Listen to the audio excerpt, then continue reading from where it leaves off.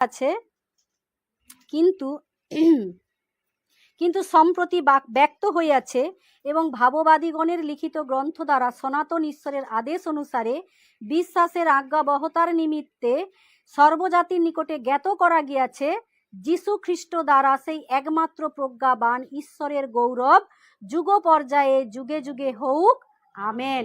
এখানে কি বাক্য বলে গেছে দেখো, ভাববাদীরা গ্রন্থ লিখেছে, কার দ্বারা লিখেছে? প্রভু তাদেরকে লিখার শক্তি ক্ষমতা সামর্থ্য দিয়েছে বলেই লিখেছে। এই গ্রন্থ দ্বারা এটাই প্রমাণ হয়েছে, ভাববাদীগণের লিখিত গ্রন্থ দ্বারা সনাতন ঈশ্বরের আদেশ অনুসারে।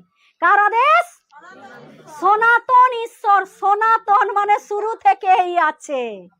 সনাতন পিতা, যেটা যিশায়া বলে গেছে, সনাতন পিতা বিক্রমশালী ঈশ্বর শান্তিরাজ। এখানে সেই একই কথা লেখা আছে, সনাতন ঈশ্বরের আদেশ অনুসারে ভাববাদীরা যে বিশ্বাসের আজ্ঞাবহতার নিমিত্ত সর্বজাতির নিকটে জ্ঞাত করা গিয়াছে। কি জ্ঞাত করা গিয়াছে?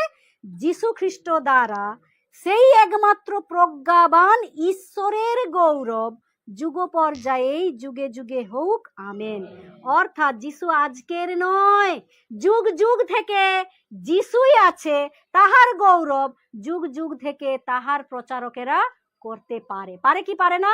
পারে, যুগে যুগে করবে বলছে। এই যুগে শুধু নয়, একদম সৃষ্টির শুরু থেকে যারা প্রচার করে আসতেছে ভাববাদীরা, এখনো পর্যন্ত যারা প্রচার করতেছে, ভবিষ্যতেও প্রচার করবে। আমি চাহে থাকি না থাকি, মন্ডলী জনেরা প্রচার করবে কি করবে না? করবে। যারা পরবর্তী জেনারেশন উঠতেছে প্রচার করবে কি করবে না?